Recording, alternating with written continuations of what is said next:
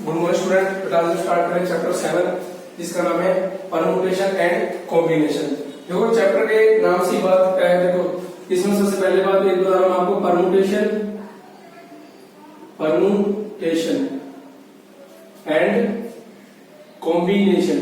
देखो नाम से एक बात ध्यान रखना, इसमें परम्यूटेशन का मतलब होता है अरेंजमेंट। देखो परम्यूटेशन का मतलब होता है अरेंजमेंट, और हम इसको ये भी कह सकते हैं, ऑर्डर भी कह देते हैं। परम्यूटेशन मतलब अरेंजमेंट कहते हैं, चाहे हम ऑर्डर कहते हैं। और कॉम्बिनेशन का मतलब होता है चैप्टर में सिलेक्शन, या एक चीज और भी कह सकते हो कलेक्शन, या ये कह दो कलेक्शन आल्सो, कलेक्शन भी कह सकते हो। अच्छा, अब जो मेन बात इसमें मेरे पास है ना, देखो जो परम्यूटेशन है ये क्या टू वे प्रोसेस होती है मेरे पास। Permutation is a two way process, क्योंकि परम्यूटेशन से पहले हमारे को किसी न किसी चीज को सिलेक्ट करना होता है। तो हम कहेंगे, क्या कहते हैं, सिलेक्ट देन अरेंज। कोई भी चीज को पहले हम सिलेक्ट करेंगे तब हम अरेंज करेंगे। मान लो हमारे पास एक रूम में बहुत सारी किताबें पड़ी है, फिजिक्स की, केमिस्ट्री की और मैथ्स की मिक्सिंग किताबें पड़ी है, और हमको अरेंज करनी है। तो सबसे पहले हम क्या करेंगे, उनको सिलेक्ट करेंगे, मैथ्स की बुक को अलग सिलेक्ट करेंगे, फिजिक्स की बुक्स अलग सिलेक्ट करेंगे और केमिस्ट्री की बुक्स को अलग सिलेक्ट करेंगे। इन बुक्स को सिलेक्ट करने के बाद इनको अलग अलग रैक में हम अरेंजमेंट करेंगे। तो इसलिए मैंने बोला है कि जो अरेंजमेंट है वो क्या है, ये टू वे प्रोसेस, ठीक है। Select then arrange. देखो लिखना तो लिख दो, परम्यूटेशन में हम कहेंगे, परम्यूटेशन में क्या देते हैं हम, सिलेक्ट देन अरेंज। पहले हम सिलेक्ट करेंगे और तब हम अरेंज करेंगे। इसलिए मैं कह रहा हूं permutation is a two way process, ठीक है। पहले हम किसी भी चीज को सिलेक्ट करते हैं, देन वी अरेंज, उसके बाद हम इसको अरेंज करेंगे। तो ये तो था मेरे पास परम्यूटेशन, और एक होता है कॉम्बिनेशन, ठीक है। और इसमें एक बात का ध्यान रखना, कहीं पर भी जैसे हम कहते हैं फिर वर्ड, देखो हिंदी में अगर हमारे पास कहीं पर भी फिर लिखा आ जाए, फिर मतलब उसका मतलब इनटू या प्रोसेस या कंटिन्यू, कहने का मतलब कहीं पर भी वर्डिंग में अगर इनटू आता है या फिर अंडर प्रोसेस कोई चीज हमारे पास आ रही है, या हम किसी चीज के कंटिन्यू में जा रहे हैं, तो वहां पर हम यूज करेंगे मल्टीप्लिकेशन लॉ को, ठीक है। और उसके बाद कहीं पर भी अगर हम ये कहते हैं आइदर ये और ये, कहीं भी हम चीज को सिलेक्ट कर देते हैं तो कहते हैं या आइदर या तो ये होगा या ये होगा, तो वहां पर हम यूज करते हैं एडिशन का, मतलब एडिशन को यूज कर लेंगे, ठीक है। तो ध्यान रखना, जहां पर हम कह रहे हैं अंडर प्रोसेस कोई चीज होगी या कंटिन्यू में कोई चीज प्रोसेसिंग में चल रही होगी, तो वहां पर हम यूज करेंगे इनटू का, मतलब मल्टीप्लिकेशन।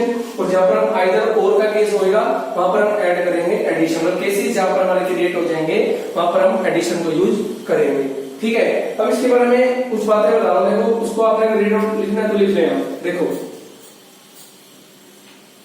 देखो पहली बात जो इसमें है, ठीक है, ये तो फर्स्ट नंबर था मेरे पास, उसके अंदर फर्स्ट नंबर का फर्स्ट पार्ट देखो आप। मैं कह रहा हूं इन दिस चैप्टर, देखो इन दिस चैप्टर या लिखना तो लिख लो बेटा, in this chapter we will study the, in this chapter we will study the number of, we will study the number of ways, in this chapter we will study the number of ways of arrangement, number of ways of arrangement or selection, number of arrangement, sorry, number of ways of arrangement or selection of something, or selection of something overall, something overall,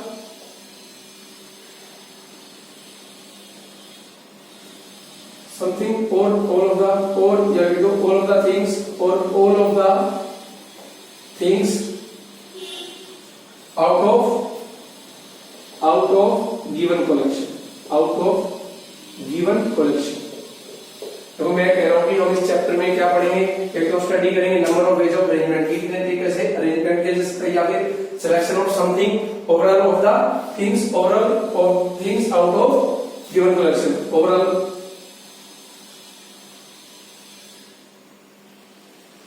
of things out of given collection में से आपको मतलब कोई given collection है उसमें से कितने तरीकों से उसको अरेंज कर सकते हैं, या कुछ चीजों को इसमें तरीकों से उसको सेलेक्ट कर सकते हैं, ठीक है। दूसरी जो इसमें बात पढ़ेंगे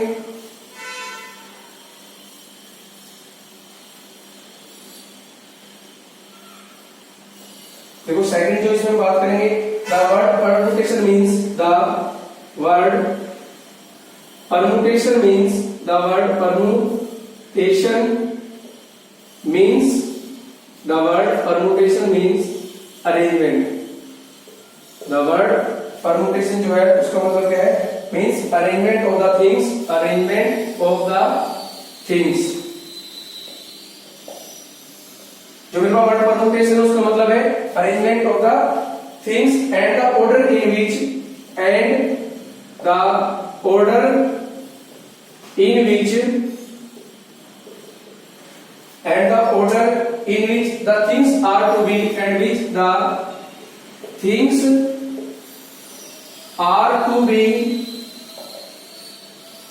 and the things are to be put is very important, put is very important। देखो इसमें हम कह रहे हैं जो हमारा वर्ड परमुटेशन का मतलब है अरेंजमेंट ऑफ द थिंग्स, चीजों को अरेंज करना है, एंड द ऑर्डर और उसके ऑर्डर को, in which the things are to be put is very important, कि हमारे को इसमें जो सबसे इंपॉर्टेंट चीज रहेगी वो क्या, वेरी इंपॉर्टेंट ऑर्डर, इन उसका ऑर्डर और उसका अरेंजमेंट जो रहेगा वो काफी इंपॉर्टेंट रहेगा। कहने का मतलब ये देखो, अगर हम किसी भी चीज को मान लो अगर तीन चीजें मतलब किसी एक को सिलेक्ट करें तो हमारा माइंड ये भी करेगा कि उसको रिजेक्ट करे। मान लो जैसे मान लो हमारे पास फिजिक्स केमिस्ट्री बुक है, मान लो हमें फिजिक्स को सिलेक्ट करना है, फिजिक्स की बुक को अरेंज करना है, तो इसको हम दोनों को पहले सिलेक्ट करना है, तो उसको मेरे को क्या करना होगा, या तो पहले फिजिक्स फिर मैथ लूंगा, या फिर ऑर्डर में भी तो ध्यान देगा ना, या मैं पहले केमिस्ट्री लूंगा तो फिर फिजिक्स लूंगा, या पहले मैथ फिर केमिस्ट्री। तो अगर हमारा माइंड किसी एक चीज के लिए को सिलेक्ट कर रहा होगा, दो चीजों को वहां पर वो रिजेक्ट भी कर रहा होगा। ठीक है, तो इस चीज का ध्यान रखो, ऑर्डर यहाँ पर बहुत इंपॉर्टेंट रहेगा। ठीक है, तीसरी जो थिंग्स है इसमें कॉम्बिनेशन मीन्स, देखो थर्ड बात मैं लिख रहा हूं, combination means, combination means simply collection of the things, simply collection of the things, simply collection of things, simply collection of things, and order here is not important, and order here is not important, not important। तो combination का मतलब मेरे पास simple collection of things आएगा। ठीक है, और इसमें जो ऑर्डर होगा वो ज्यादा इंपॉर्टेंट नहीं होगा। तो ये था मेरे पास परमुटेशन और कॉम्बिनेशन का बेसिकली पॉइंट क्या होता है, इसका क्या यूज है और क्या इसकी मेन इंपॉर्टेंस हमारे पास चैप्टर का। अच्छा, अब इसके अंदर जो सबसे पहले हमारी एक्सरसाइज चलेगी उसका मेन जो रिजल्ट है वो पढ़ रहे हैं द फंडामेंटल। ठीक है, देखो फंडामेंटल प्रिंसिपल ऑफ काउंटिंग। देखो इंपॉर्टेंट जो कंसेप्ट चलेगा मेरे पास चलेगा fundamental concept, sorry fundamental principle of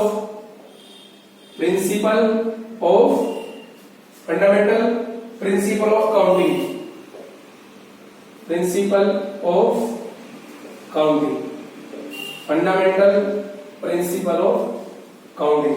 देखो फंडामेंटल प्रिंसिपल ऑफ काउंटिंग की जो बात हो रही है मेरे पास, उसमें हम कहते हैं कि मान लो कोई किसी एक काम को करने का जो तरीके वो एम वेज है मेरे पास, सेकंड क्लास को करने के तरीके जो मेरे पास है एन वेज, तो इसका हमारा टोटल नंबर ऑफ वेज जो होंगे वन आफ्टर द अदर वो हो गए एम इनटू एन वेज। देखो इफ वन वर्क, देखो इसमें लिख लो if one work can be done, if one work can be done in m veg,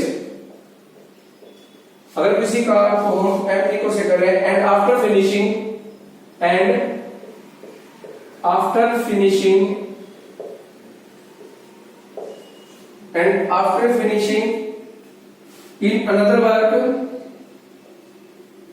in another work can be done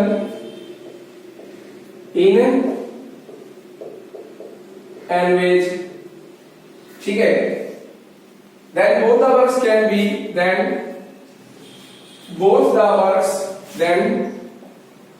both the works can be done in m cross n ways। ठीक है, if they are done one after another, if they are done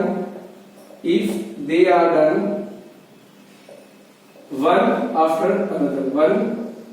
after another।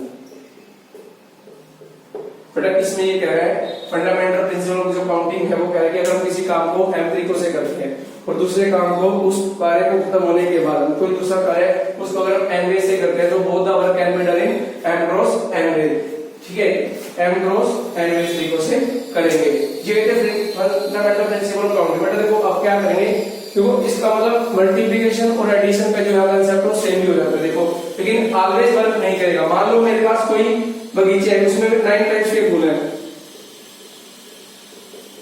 1 2 3 4 5 6 7 8 मान लो, चलो 8 गुना, और इस तरह से 5 क्या रही है मेरे पास यहाँ पर बगीचे में।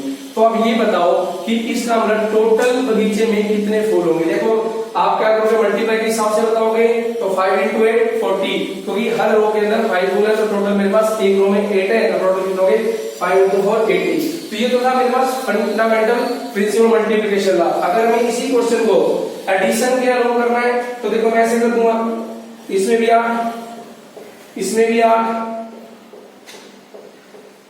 इसमें भी 8 और इसमें भी 8। तो अगर सबको आपस में ऐड करेंगे तो हमारा आंसर 40 आएगा। तो ये कोई जरूरी नहीं है बेटा कि ये जो कंसेप्ट में बता रहा हूं मल्टीप्लिकेशन और एडिशन वो था same on work on questions. तो ये हर क्वेश्चन पे काम नहीं करेगा, लेकिन जैसे मैं आपको बता रहा हूँ कि आप इस तरीके से भी, क्योंकि हम कभी भी जो काउंटिंग करते हैं या तो मल्टीप्लिकेशन के अलावा करते हैं, मल्टीप्लिकेशन के तरीके से करते हैं, या फिर हम उसको एडिशन के तरीके से करते हैं। तो ये था मेरे पास फंडामेंटल प्रिंसिपल ऑफ काउंटिंग, ठीक है। अब मैं क्या करूं, इसके लिए एक एग्जांपल कहूं तो मैं आपको बता सकता हूं, देखो ध्यान से। लो मान लो मैं क्वेश्चन दे रहा हूं, फाइंड नंबर ऑफ वेज, देखो find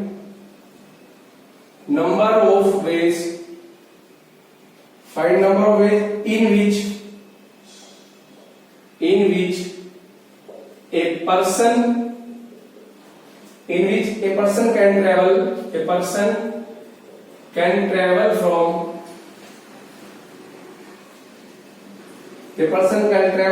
from Rohtak to Gurgaon via Jhajjar, ठीक है। मान लो एक आदमी को ट्रेवल करना है रोहतक से गुड़गांव वाया झज्जर, तो देखो वाया झज्जर का मतलब क्या है, झज्जर मेरे पास जो है वो बीच में आएगा, तो देखो मान लो ये मेरे पास रोहतक है, ये मेरे पास झज्जर है और ये मेरे पास गुड़गांव है। और मैं कह रहा हूं देखो रोहतक से झज्जर जाने के 3 रास्ते और फिर झज्जर से गुड़गांव जाने के 4 रास्ते हैं, ठीक है। अब देखो टोटल तरीके से कितने जाएगा, देखो मैं इस रास्ते से गया तो इसके बाद इस रास्ते से जाने के फिर आगे 4 वे है तो इसके हो गए 4 वे, प्लस अगर मैं इस सेकंड रास्ते से गया तो इसके बाद कितने हो गए 4 रास्ते आगे जाने के प्लस 4, फिर तीसरे रास्ते से गए इसके लिए भी कितनी चॉइस हो गई आगे 4, तो टोटल हो गई 4।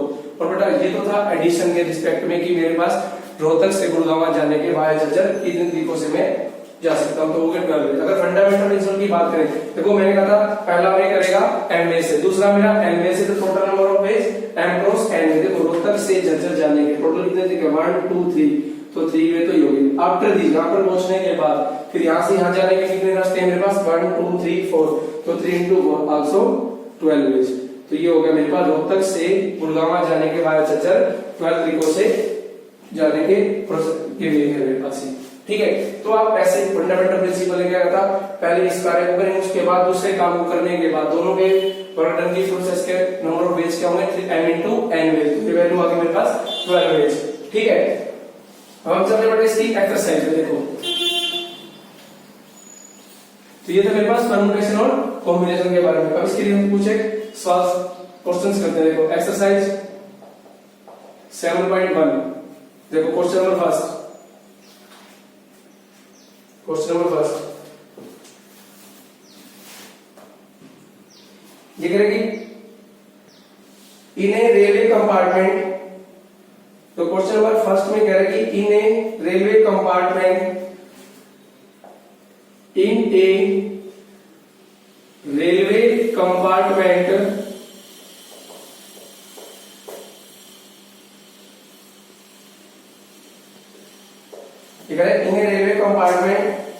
seats are vacant on a bench. 6 seats are vacant on a bench. Are vacant, ठीक है, are vacant on a bench. In how many ways? In how many ways? In how many ways can three passengers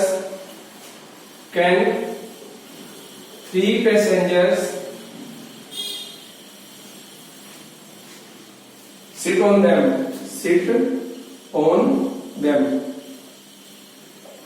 तो ये क्या कि एक railway compartment में 6 seats खाली हैं एक बेंच के ऊपर, तो 3 पैसेंजर्स उन सीटों पर कितने तरीकों से बैठ सकते हैं? देखो सॉल्यूशन, ठीक है। देखो सॉल्यूशन में हम सबसे पहले लिखेंगे यहाँ पर नंबर ऑफ वैकेंट सीट्स। देखो number of vacant seats is equal to 6, ठीक है। उसके बाद लिखेंगे हम number of passengers, number of passengers is equal to 3, ठीक है। अब उसके बाद देखो number of way for the number of ways, number of ways for the first passenger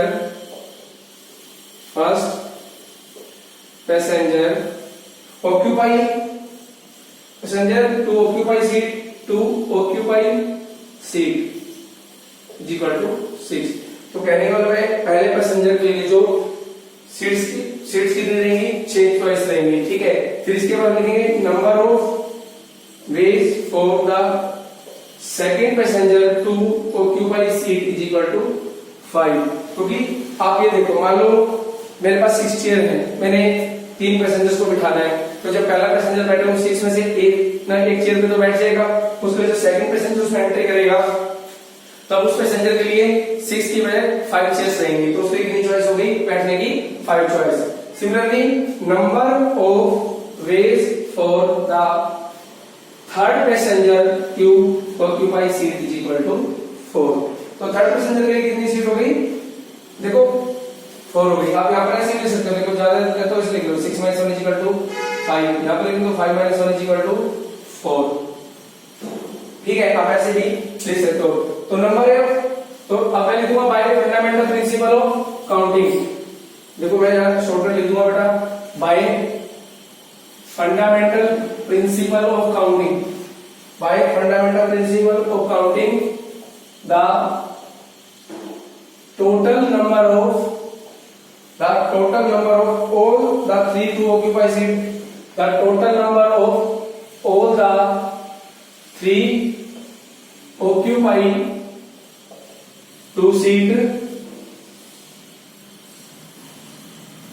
all 3 to occupy seat, sorry, all 3 to occupy seat is equal to 6 into 5 into 4, ठीक है। 6 into 5 into 4 कितना हो गया? देखो 120।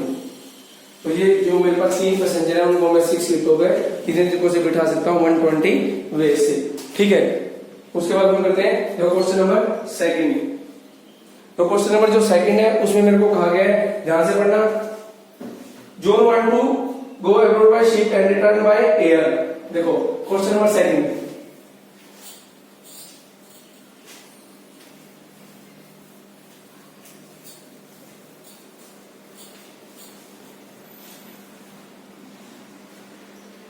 Question number second, John wants to go abroad by ship and return by air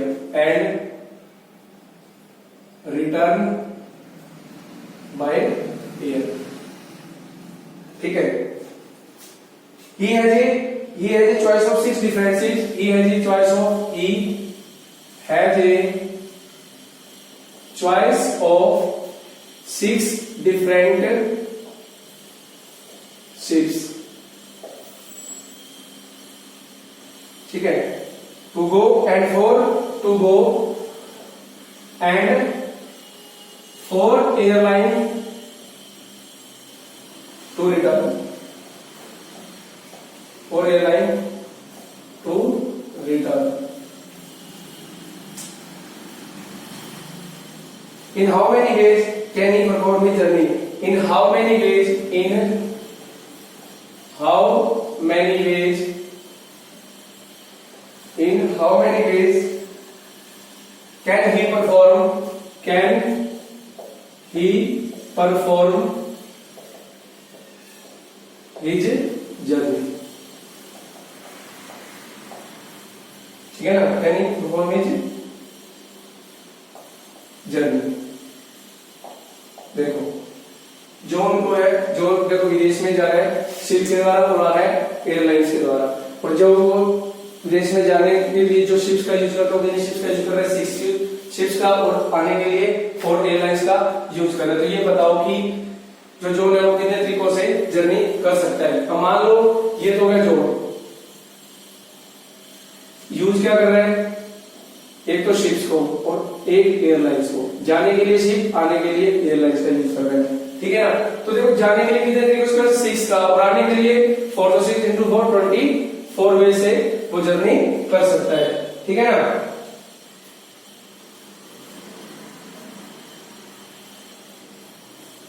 देखो total number way go to, देखो लिख दिया total number of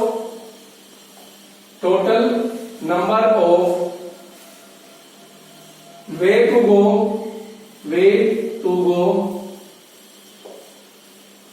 total number of ways to go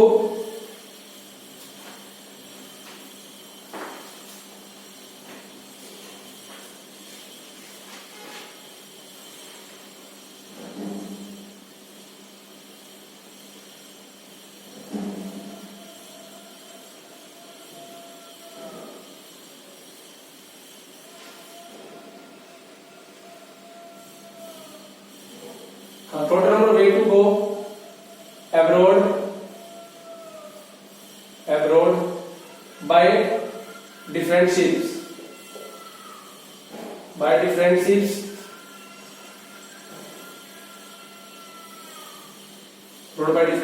is equal to 6। ठीक है, और उसके बाद he can return by any one of the lines, और he can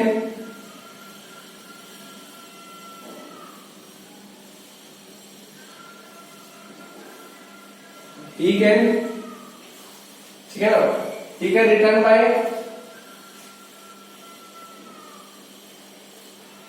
number of way for return, देखो यहाँ पे लिख देते हैं number of way of returning, number of ways of returning is equal to 4 airlines। तो जाने के 6 शिप है और आने की ये रिटर्निंग के लिए 4 एयरलाइंस है। तो मैं लिखूंगा, तो by fundamental principle of counting से मैं कह दूंगा total number of ways of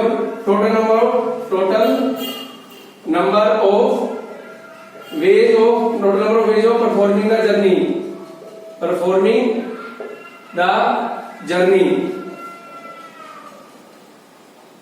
total number performing the journey is equal to 6 into 4 मतलब 24 वेज।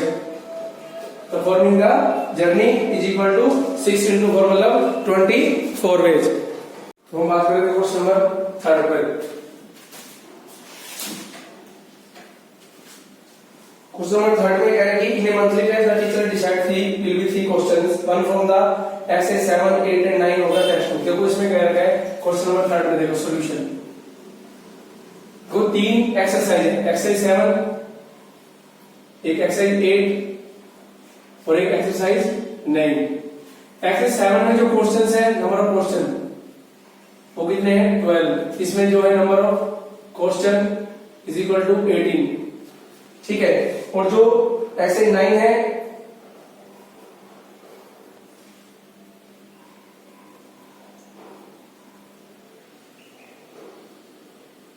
9 क्वेश्चन है एक्सरसाइज 9 में।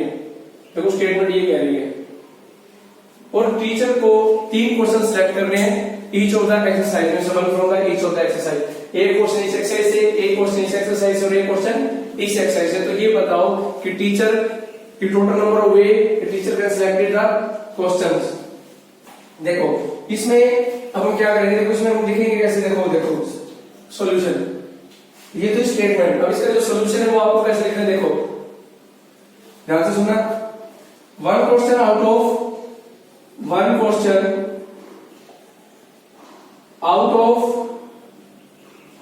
12, one question out of 12 from exercise 7 can be selected.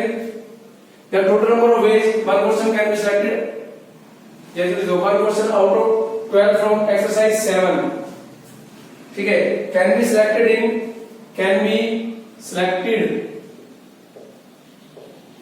in is equal to 12 ways। तो उसके बाद देख रहा हूं second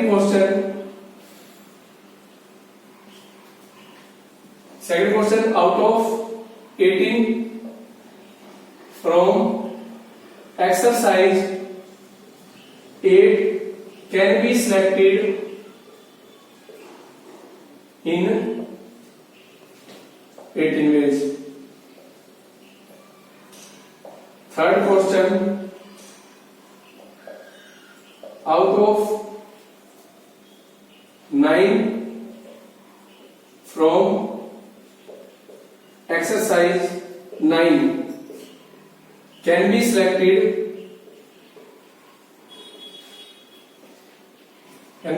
is equal to 9 ways। ठीक है, अब मैं लिख रहा हूं तो by fundamental principle of countings, ठीक है, the total number of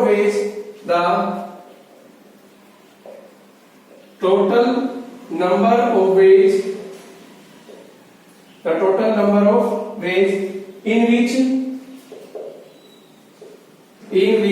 3 question can be selected equal to 12 into 18 into 9। ठीक है, तो 12 into 18 into 9 इक्वल टू आ जाएगा 1944। देखो 162 into 12, 12 टू जा 24, 12 से 72, 72 to 74, 12 जा 12 7 19, तो ये वैल्यू आ गई मेरे पास 1944 which is the required answer। बेटा सिंपल उसने कहा है कि जो एक्सरसाइज 7 है उसमें 12 क्वेश्चन है, एक्सरसाइज 8 में 18 क्वेश्चन है, और जो एक्सरसाइज 9 है उसमें 9 क्वेश्चन है। तो मेरे को 3 क्वेश्चन टोटल सेलेक्ट करने थे, तो 1 क्वेश्चन हम एक्सरसाइज 7 से करेंगे आउट ऑफ 12 क्वेश्चंस में से, तो 12 वेज। सिमिलरली 18 में उसके थर्ड के 9 वेज, तो टोटल नंबर ऑफ वेज कितने हो गए 1944।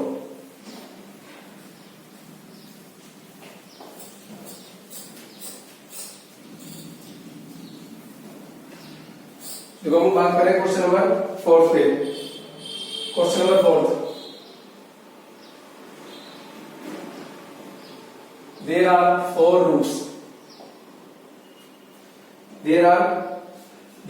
4 routes between Delhi and Mumbai। There are 4 routes between Delhi and Mumbai। Delhi and Mumbai, ठीक है। तो उसके बाद करें in how many different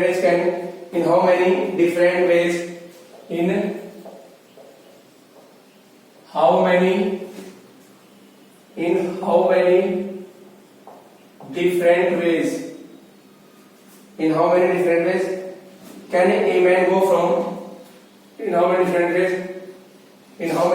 ways can a man go from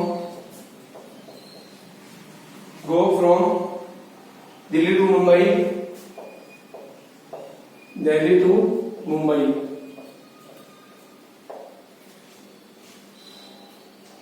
and return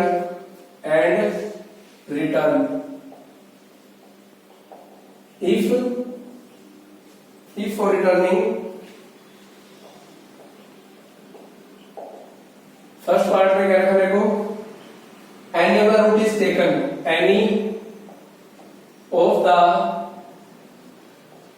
root is taken, और सेकंड में बोला है the same route is not taken, the same route is not taken. देखो इसमें क्या है कि 4 रूट है बेटा दिल्ली से मुंबई जाने के, और एक आदमी कितने तरीके से दिल्ली से मुंबई जा सकता है और वापस आ सकता है। देखो पहले पार्ट में क्या है, any of the route is taken, देखो इसका मतलब इसमें क्या है कि रिपीटेशन अलाउड है, और इसमें क्या है कि the same route is not taken, जिस रास्ते से जाएगा उसी रास्ते से वापस नहीं आएगा, तो इसमें रिस्ट्रिक्शन लगा दी गई है। ठीक है, तो देखो इसका जो सोल्यूशन है वो लिखो, टोटल नंबर ऑफ वेज, देखो solution, total number of ways to go from Delhi to Mumbai equal to 4। ठीक है, since no restriction is on the return way, since no restrictions is on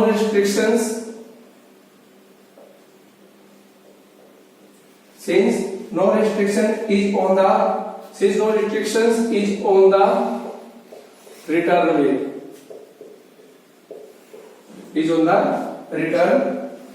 so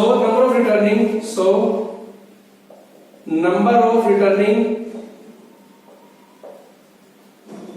ways is equal to also 4।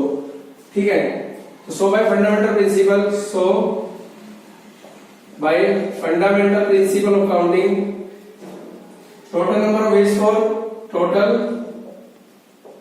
number of ways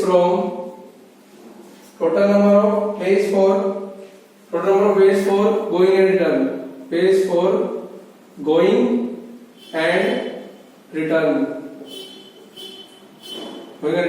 is equal to 4 into 4, it means 16 ways।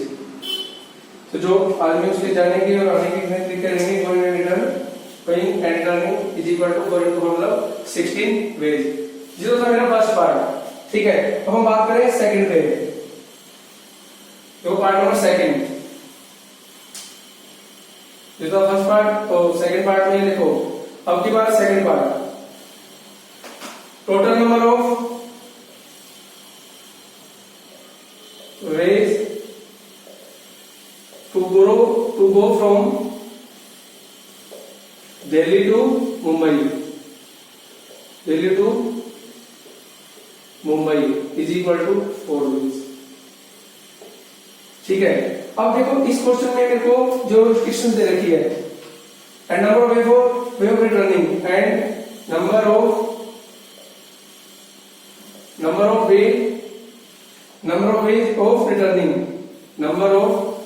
ways of returning is equal to 4 minus 1 मतलब 3 ways। ठीक है बेटा, देखो मान लो ये 1 2 3 देखो जाने के मेरे पास है, यहां से देखो ये तो हो गए जाने के रास्ते, मान लो 4, और मान लो आने के, अब देखो अगर इस रास्ते से जाएगा तो फिर इससे वापस जाएगा 3 चॉइस, अगर इससे जाएगा तो 3 चॉइस, इसके जाएगा तो इसके लिए 3 चॉइस, इसके लिए जाएगा तो इसके लिए 3 चॉइस, तो कितनी चॉइस हो गई आने की, 3 तरीके हो गए। So total number of way for going and return equal to 4 into 3 is equal to 12 ways। तो इसका मतलब जो उसके आने और जाने की टोटल जो जर्नी है वो कितने तरीकों से कर पाएगा, वो 12 वेज से कर पाएगा। ठीक है, क्योंकि आने के तो 3 तरीके और जाने के 4, तो बाय फंडामेंटल प्रिंसिपल से कह देगा कि 4 into 3 मतलब 12 वेज। ठीक है, ये था मेरा क्वेश्चन नंबर 4। तो बड़ा ध्यान रखना, इसमें एक में रिपीटेशन अलाउड थी और एक में रिपीटेशन नॉट अलाउड है। तो फर्स्ट पार्ट में जो थी वो था रिपीटेशन का केस, और जो सेकंड पार्ट था मेरा वो था नॉन रिपीटेशन। तो ये था मेरा क्वेश्चन नंबर 4।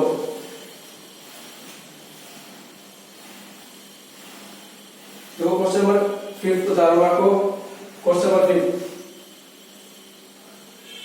ठीक है, from a committee of 8 person, from a committee of 8 person, एक कमेटी है 8 पर्सन की, ठीक है। In how many ways, in how many ways, in how many ways can we choose a chairman, we choose a chairman, we choose a chairman and a vice chairman, and a vice chairman, assuming one person cannot hold, assuming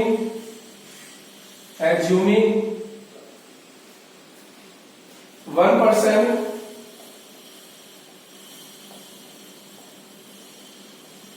cannot hold more than one position, cannot hold more than one position, cannot hold more than one positions।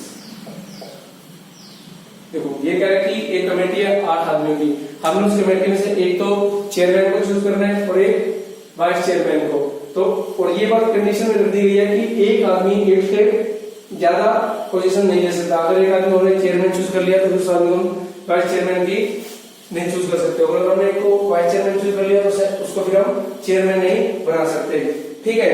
तो देखो इसमें total person देखो 8, solution देखो total person is equal to 8, total person तो हो गए मेरे पास 8 हो गए, ठीक है।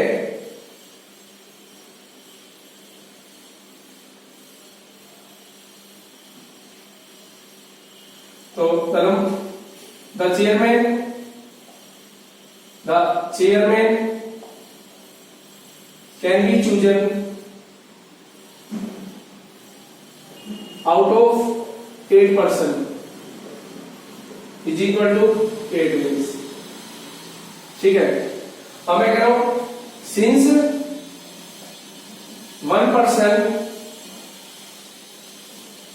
cannot hold more than one position, तो मैं कह रहा हूं therefore the vice chairman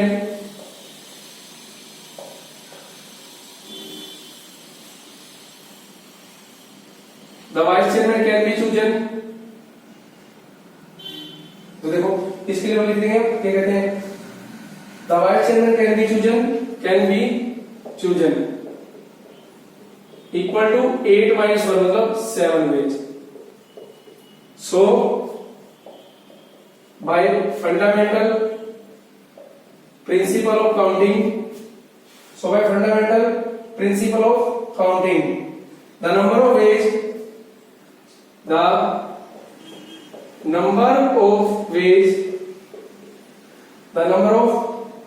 in which a chairman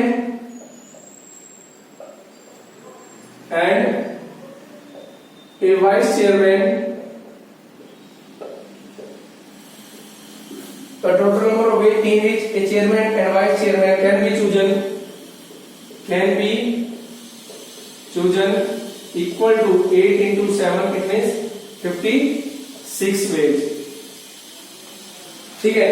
तो इसका मतलब ये कहा गया है कि देखो हमने हमारे पास 8 कैंडिडेट्स की कमेटी थी, उसमें से हमने एक चेयरमैन को चूज करना था और एक वाइस चेयरमैन को, तो देखो chairman can be selected out of 8 person equal to 8 ways. फिर हमारे को बात बोली गई थी कि एक आदमी एक से ज्यादा पोजीशन को होल्ड नहीं कर सकता, तो इसका मतलब कि vice chairman can be choose equal to 8 by 7 equal to 7 ways. तो बाय फंडामेंटल प्रिंसिपल से the number of ways in which a chairman and vice chairman can be chosen 8 into 7 मतलब 56 वेज से हम चूज कर सकते हैं एक chairman और एक वाइस चेयरमैन को। तो ये था मेरे पास क्वेश्चन नंबर 50।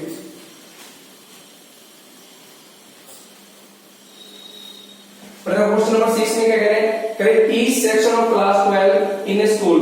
एक देखो एक स्कूल में 12th क्लास के जितने भी सेक्शन है उसके अंदर सारे 40 स्टूडेंट हैं। इफ देयर आर 4 सेक्शन, देखो जो स्कूल के अंदर 12th क्लास है उसके 4 सेक्शन है और हर क्लास के अंदर 40 स्टूडेंट है। How many veg A set of 4 student representative is selected from the section. देखो हर क्लास में से एक क्लास रिप्रेजेंटेटिव चूज करना है एज ए मॉनिटर मान लो आप, तो हम कितने तरीकों से चूज कर सकते हैं। देखो सिंपल सा क्वेश्चन है, वैसे बता रहा हूं, डू योरसेल्फ करना आपको। देखो section A, section first, section second, section third और सेक्शन फोर्थ। देखो इसमें कितने स्टूडेंट 40 40 40 40 और मेरे को देखो टोटल सिलेक्ट करने 4 कैंडिडेट। तो देखो one class representative can be selected out of 40 student is equal to 1 way, sorry 40 ways. Second student can be selected out of 40 student is equal to 40 ways. Third student can be selected in 4 student is equal to 40 ways. Similarly fourth section में से भी। तो भाई fundamental solution से क्या होगा 40 into 40 into 40 into 40 256 और पीछे चार्जर लगा देना। ठीक है, इस तरीके से हम चूज कर लेंगे। तो टोटल क्वेश्चन नंबर 6 ये आपको करना है डू योरसेल्फ। अब मैं बात कर रहा हूं क्वेश्चन नंबर 7 की। तो क्वेश्चन नंबर 7 इंपॉर्टेंट लगा दो question number 7।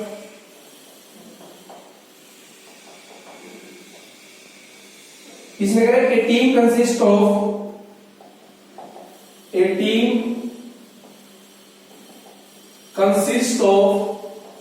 7 boys, sorry 6 boys and 4 girls, 6 boys and 4 girls। एक टीम में जिसमें 6 लड़के हैं और 4 लड़कियां हैं। And the other has 5 boys and 3 girls। और जो दूसरी टीम है उसके अंदर 5 लड़के हैं 3 लड़के हैं। हाउ मेनी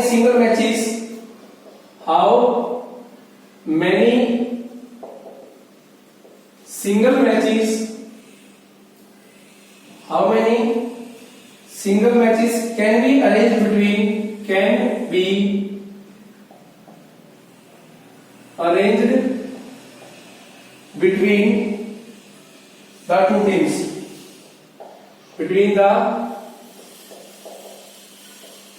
two teams, और आगे कह रहे which a boy play against a boy, which a boy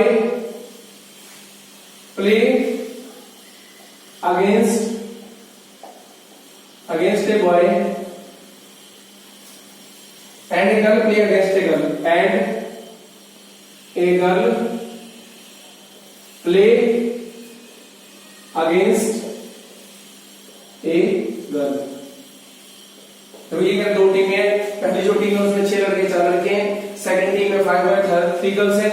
फिर क्या how many single match can be arranged between boys and can be arranged, अगर लड़का लड़के के खिलाफ खेलेगा और लड़की लड़की के अपोजिट खेलेगी। देखो सॉल्यूशन क्या बोलेगा, देखो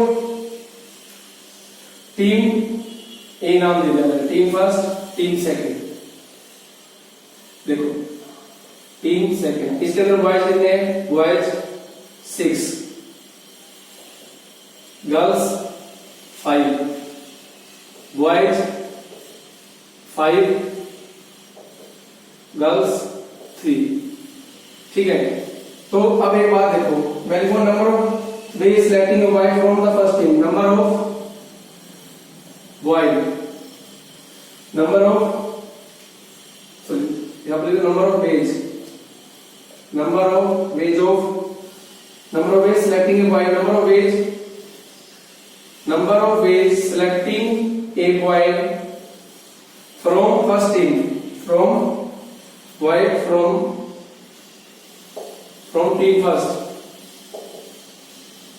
team first is equal to 6। ठीक है ना।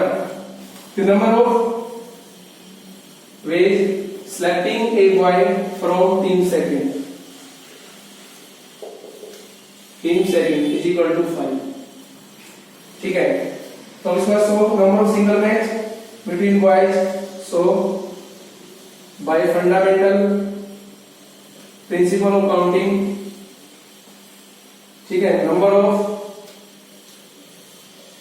Single match, single match, number of single matches between, number of single match between boys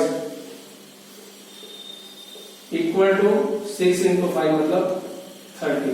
देखो बेटा पहली टीम में बॉय को सिलेक्ट करने के तरीके हैं 6, दूसरी टीम में से बॉय के सिलेक्ट होने के कितने तरीके हैं 5। तो so by fundamental principle of counting number of single matches between boy is equal to 6 into 5 30। Similarly number of ways selecting a girl from team first is equal to 5, number of ways selecting a girl from team second is equal to 3। ठीक है, तो so by fundamental principle counting number of single matches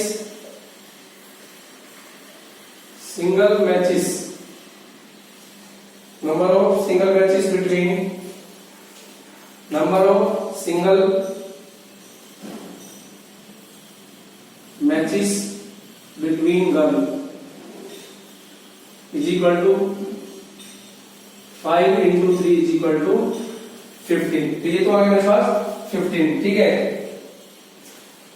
तो therefore total number of single matches, वहां से उसने पूछा कि कितने मैचेस टोटल हो सकते हैं, तो therefore total number of single matches, तो therefore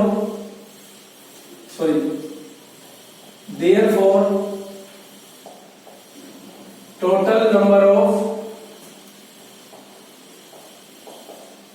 single matches is equal to 30 plus 15 is equal to 45 matches.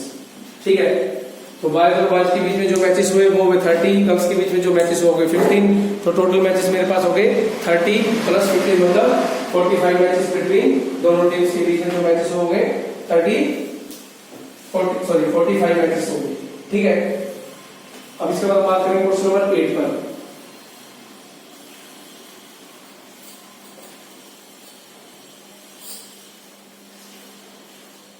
Question number 8, तो क्वेश्चन नंबर 8 में there are 6 multiple choice question in an examination. There are 6 multiple choice question in an examination. There are 6 multiple choice questions in an examination. How many sequence of answers are possible? How many sequence of questions are, how many sequence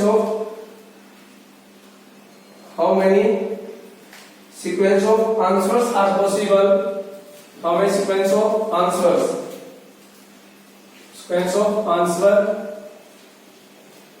are possible? How many sequence of answer are possible? If the first 3 question have, if the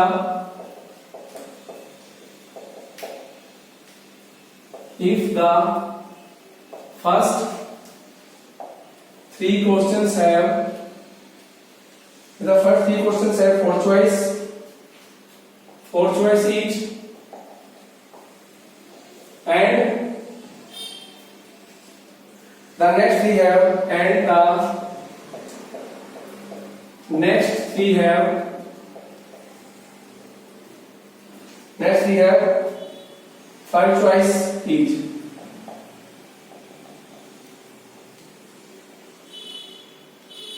question number 8। ठीक है, इसने करेगी 6 question है multiple choice question. पहले 3 question की जो choice है वो 4 है और नेक्स्ट 3 क्वेश्चन है 5 चॉइस है। ठीक है, सॉल्यूशन देखो, the number of choice for first 3 questions है is equal to 4। The number of choices for first three question f is equal to 4 or the number of choices for next three question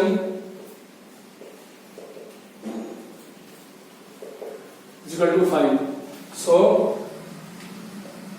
by fundamental principle of counting, total number of sequence of answer are total number of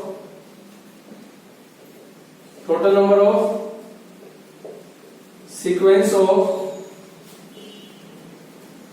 answer are 4 into 4 into 4 5 into 5 into 5. ये तो 4 4 जा 16 4 जा 64 और ये होगा 125. ठीक है, तो यहाँ से जो मल्टीप्लाई करके आएगा देखो, यहाँ से करो 5 25 चौक 100 100 बजे 500 500 जो 2049 8000 बता रहा है बेटा। देखो इसमें क्या गया फर्स्ट थ्री क्वेश्चन में पहले क्वेश्चन के लिए भी 4 चॉइस, नेक्स्ट क्वेश्चन के लिए भी 4 चॉइस, थर्ड क्वेश्चन के लिए भी 4 चॉइस, तीनों क्वेश्चन के लिए 4 चॉइस। तो मैंने कहा 4 into 4 into 4। Next three question के लिए 5 चॉइस है, पहले क्वेश्चन के लिए फोर्थ क्वेश्चन की 5 चॉइस, फिफ्थ क्वेश्चन की 5 चॉइस, सिक्स्थ क्वेश्चन की 5 चॉइस। तो उसके मैंने दिया 5 into 5 into 5 का टोटल नंबर ऑफ चॉइसेस होगी मेरे पास 8000। तो ये था मेरे पास क्वेश्चन नंबर 8। अब हम बात करेंगे क्वेश्चन नंबर 9 पर।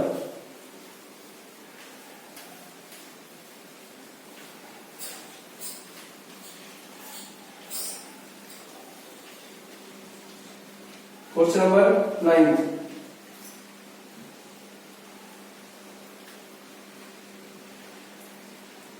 हाउ मेनी वर्ड्स विद और without meaning, how many words एक में डालो विद और विदाउट मीनिंग, विद और without meaning of three distinct letter of three distinct letters of the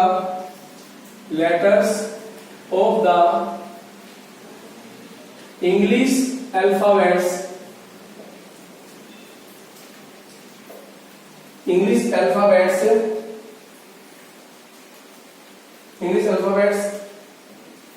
are there। देखो सॉल्यूशन। तो इसमें हमारे को ये बोल रहा है कि हाउ मेनी वर्ड्स, देखो हम टोटल अल्फाबेट्स हमारे पास 26, ठीक है। 26 अल्फाबेट्स का यूज करके उसमें से हमें 3 डिस्टिंक्ट लेटर उठाने हैं कोई भी, ठीक है, और उनका कोई मीनिंग बने या ना बने तो ये बताऊं किन तरीकों से बना सकते हैं वर्ड को, ठीक है। 3 लेटर का वर्ड बनाना है और हम किन तरीकों से बना सकते हैं इंग्लिश अल्फाबेट्स को यूज करके, ठीक है। तो इसमें सबसे पहले लिख लीजिए आप total number of alphabets in English, total number of alphabets,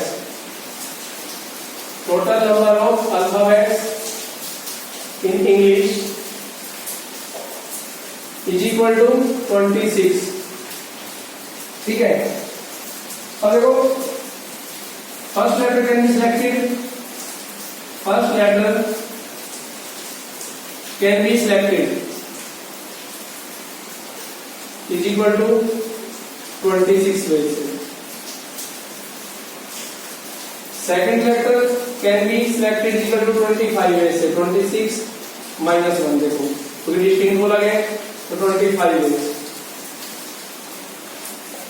third letter can be selected 25 minus 1 is equal to 24 ways, ठीक है। तो by fundamental principle counting, so by fundamental principle of counting the total number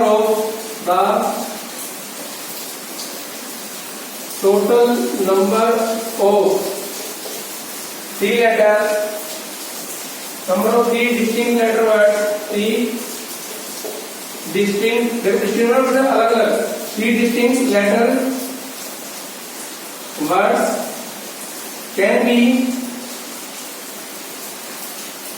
but can be performed